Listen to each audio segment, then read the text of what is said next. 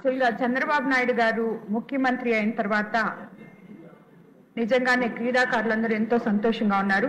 ఎందుకంటే మేము election time అప్పుడు క్యాంపెయినింగ్ పోయినప్పుడు అధ్యక్ష ప్రతి మారుమూల గ్రామం మత్స్యకార గ్రామాలు ఎన్నో ఉన్నాయి మాకు కోవూరు కాన్స్టిట్యున్సీలో సముద్ర తీరాన ప్రతి ఒక్కరికి గేమ్స్ అంటే వాళ్ళకి స్పోర్ట్స్ అంటే వాళ్ళకి అవగాహన ఉంది, కానీ వాళ్ళు దాన్ని ఉపయోగించుకోవడానికి వాళ్ళకి సరైన వసతులు లేక వాళ్ళు చాలా ఇబ్బందులు పడుతున్నారు అధ్యక్ష. అదే విధంగా ఆ కారిడార్ లో ఉండే ఆ మత్స్యకార గ్రామాల్లో ఉండే విలేజెస్ లో ఉండే స్కూల్స్ అన్నిట్లో కూడా ఎటువంటి వాళ్ళకి టీచర్స్ కానీ టీచ్ చేయడానికి వాళ్ళకి ఎవరు అక్కడ ఇంట్రెస్ట్ లేక అక్కడికి ఎవరు పోక వాళ్ళు చాలా ఏది నిర్వీర్యం అయిపోయినారు అధ్యక్ష.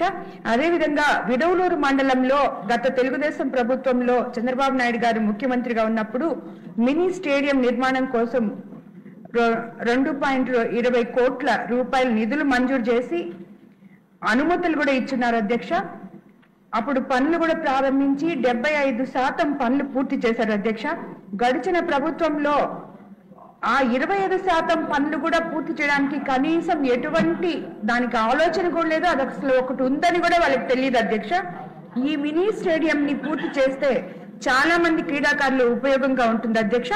అదేవిధంగా ప్రతి మండలంలో మాకు ఒక మినీ స్టేడియం ని పెడితే రాబోయే రోజుల్లో ఈ గ్రామీణ క్రీడల్ని ప్రోత్సహించడానికి అవి ఎంతో ఉపయోగపడతాయని, అలాగే స్కూల్స్ లో ఈ పీడీలు లేకుండా చాలా స్కూల్స్ ఉన్నాయి అధ్యక్ష. దాని మీద కూడా ఇంట్రెస్ట్ పెట్టి వాళ్ళని కొంచెం మాకు అలాట్ చేయాలని చెప్పి కూడా కోరుకుంటున్నాం అధ్యక్ష.